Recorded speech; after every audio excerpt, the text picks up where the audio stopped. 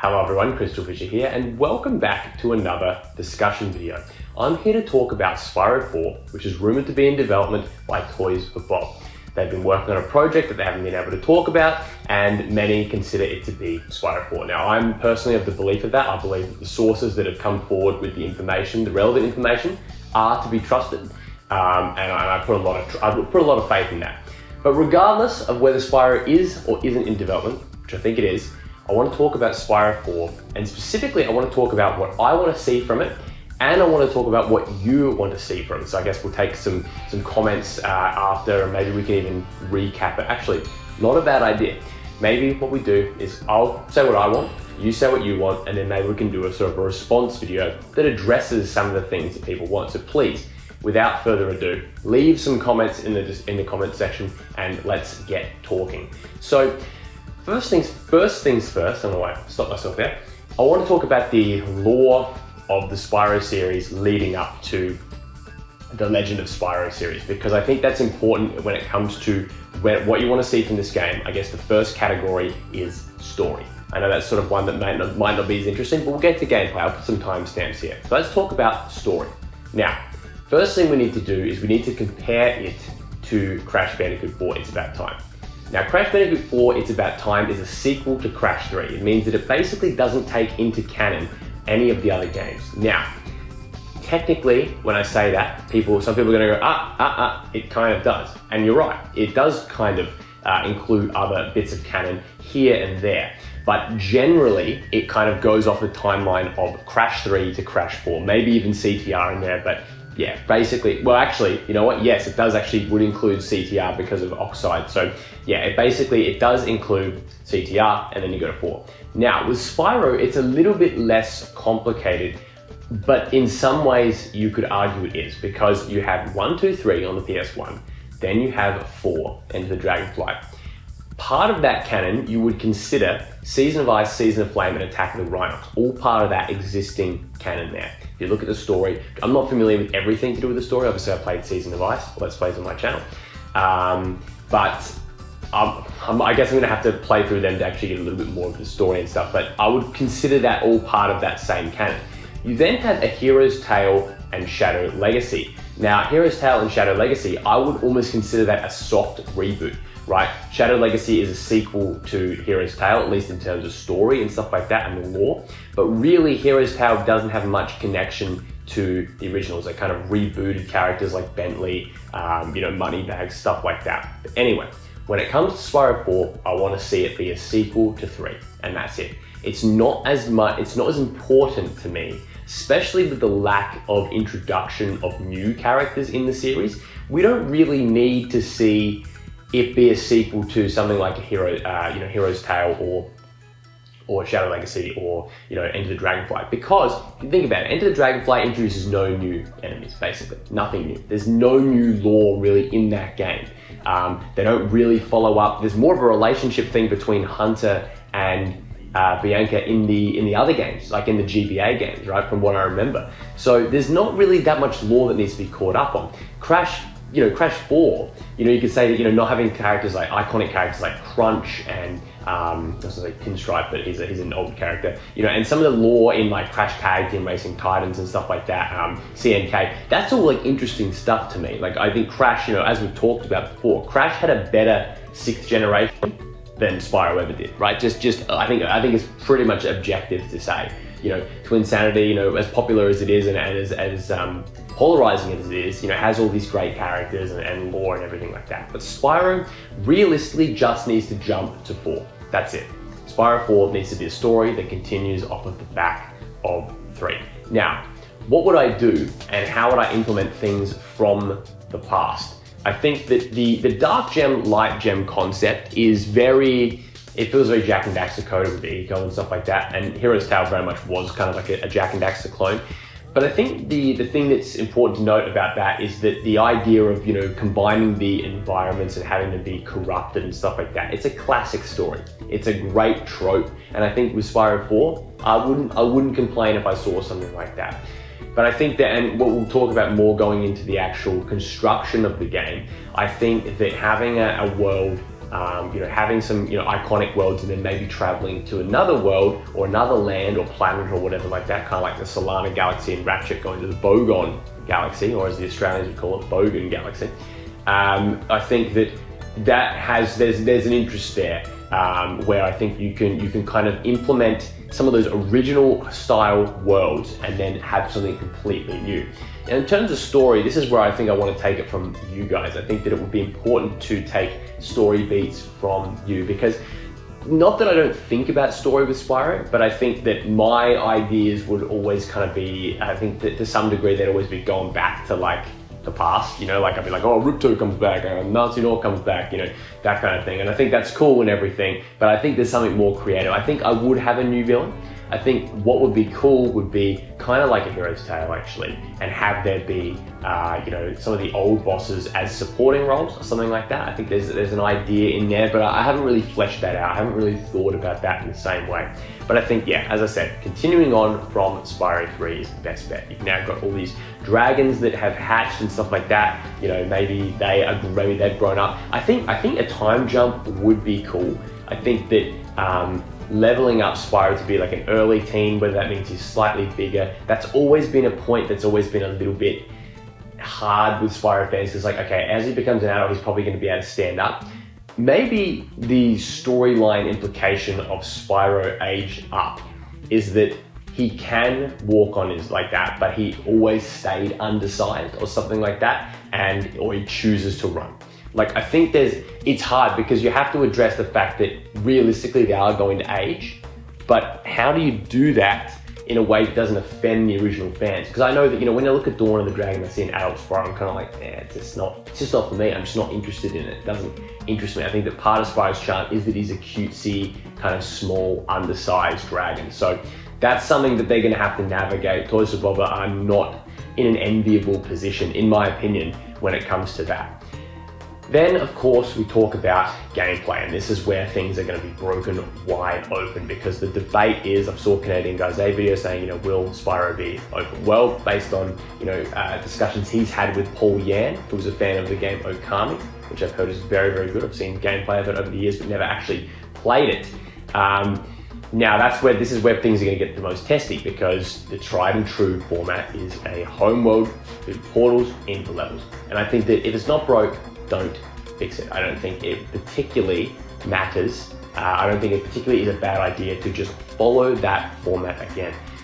But Toys for Bob are ambitious developers. I'm sure they've got many, many ideas, and I'm sure there is a compromise somewhere that allows for, I guess, a more open world, a more open world game while still keeping you kind of in a box to ensure that the level design is the best.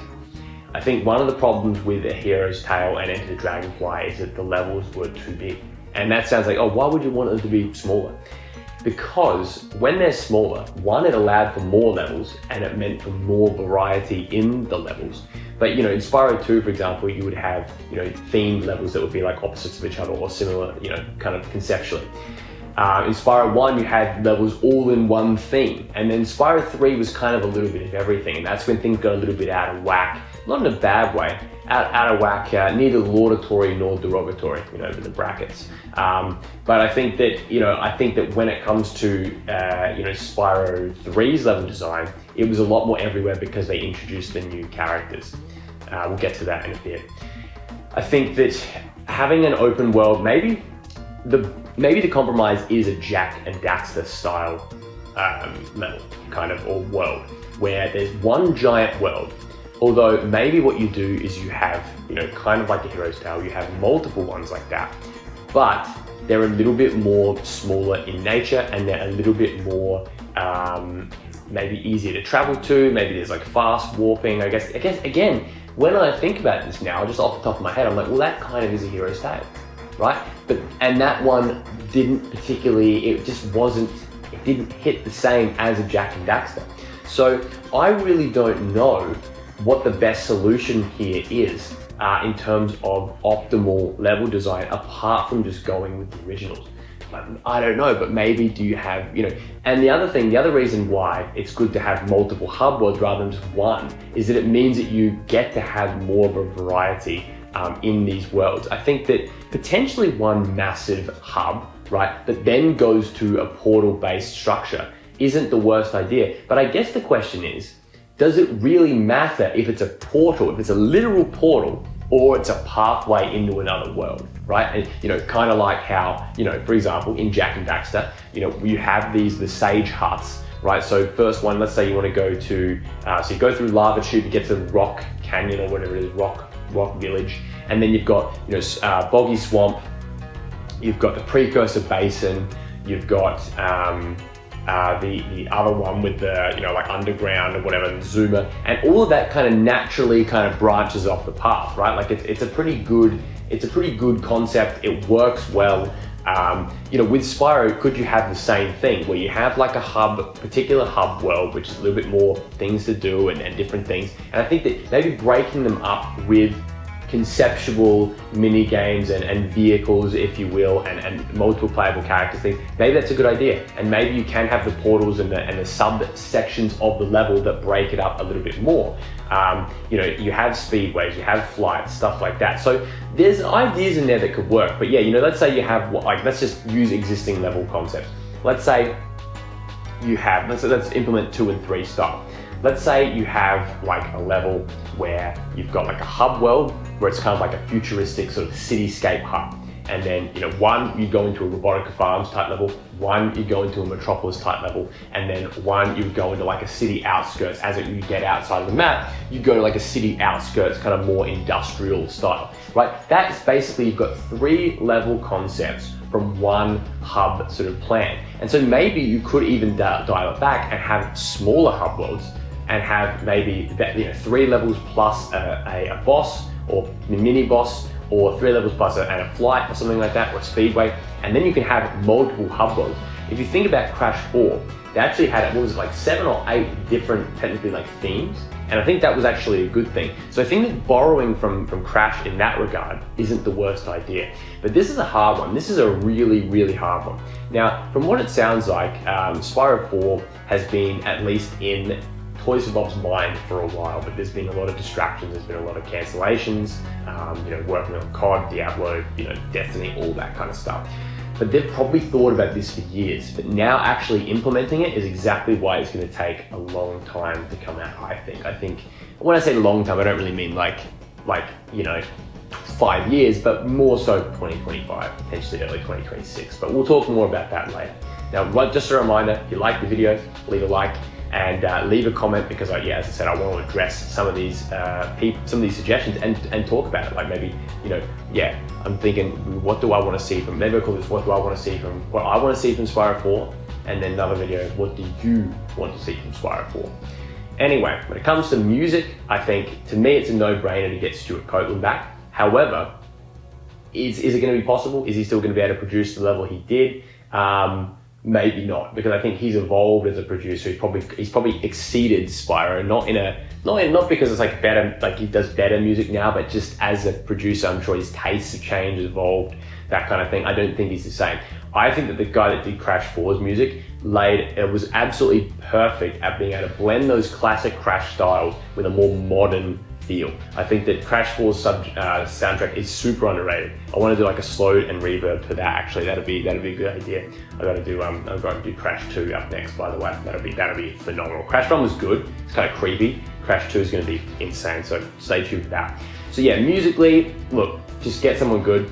Get my boy Soichi Terada. Get him in there. I know that would be very good. Can you imagine just like chord stabs and jungle breakbeat, D&B, breakcore house as a Spyro soundtrack? That sounds pretty damn good to me. I'd be a fan of it. So when it comes to gameplay, apart from like the open world concept, I think once again, something that will always be at the forefront of people's minds are the breaths. You had bubble breath, which was just to catch dragonflies. You had electric breath, that shock things, zap things. You have ice breath and stuff like that. And I'm sure there's other breaths you can do. Now, I think that realistically, having them be used on a per use basis is the right idea. I think that being able to switch breaths is it's not bad. It's just that, is it really necessary? Is it really necessary? And that's probably what they're going to be discussing. That's what the developers are going to be debating. Do we need to can you just freeze everything? Because if you freeze everything, technically you're adding the ability to maybe jump on the enemy or something like that, and you've got to, code all that in. Whereas if you use it circumstantially, through power-up gates, I think that ultimately power-up gates are a concept that will forever remain strong and kind of feel like that describes Spyro's gameplay very, very well. I think that, for example, the ability to, go through like the bouncy one and the ice 1 and 2 and the, I think I prefer Spyro 3's, the actual sections where you can start to, supercharge. I think that they're better than the actual gate, but the gate's fine too, I guess, in the right capacity. I'm trying to think where else they're used. It's like, you've got them in Haruko's and a couple other levels. Flash Hills and Idle Springs. But anyway, I think that having power-ups ability, people are always going to want combat. That is something that's going to change, that has changed over the years. Legend of Spyro, I think people do want combat. I'm always of the opinion, just keep it simple. The actual formula will work, the basic formula. But a wing shield or a roll or a deflect or a punch or some kind of thing to break through armor, maybe there's something there. What do you think? How would you go about the combat? I think that keeping the controls and everything simple and then maybe getting creative with the power-ups is a better idea than just fundamentally having Spyro have 10 different moves. I don't really think that Spyro needs 10 different moves. But I get that people are going to differ on that. But from that perspective, I think that, what I want the game to be, what I want Spyro 4 to be, is something that is, it's the classic generic answer. I want it to pay tribute to its past while looking to the future. And maybe at first there's going to be things that we look at when we see this game announced or whatever that goes, oh, that's not like I had it from my childhood. But part of growing up is realizing that your childhood is not always going to stay the same. And the memories that you have are memories for a reason. Now that's not me saying, ditch your past and don't acknowledge anything's good, because I think that Spyro 1 to 3 are basically perfect games. I think that they are incredible games. And I want to see them be as much like them as possible. But what I'm saying is keep an open mind with some of the other things that I think they're inevitably going to introduce. You have a lot of people that, really didn't like Crash 4. Now, difficulty curve aside, I thought that they did a good job at implementing, elements of, new elements and stuff like that with the masks and stuff. And I think that with Spyro, you can do the same thing. And I think that, it's good to embrace some of the new elements of gaming, I guess. But with that, naturally there's going to be sometimes maybe a bit of hesitation on, my own behalf and on your behalf. All I have to say, really, if I really nail it down, is that I'm excited for Spyro 4. I'm very much excited to see what happens. And that's about it. What do you want to see from Spyro 4? I just told you what I wanted to see. What do you want to see? Leave a comment in the comment section, and maybe in a few weeks I'll get back to them and address them. And hopefully, look, I don't think we're going to get any more information for a while, but I'll do some digging and see if we can find anything. I'm sure there's something out there inevitably. Thank you all very much for watching. Leave a like, leave a comment. I'll see you very, very soon. Bye and good night. Bye-bye.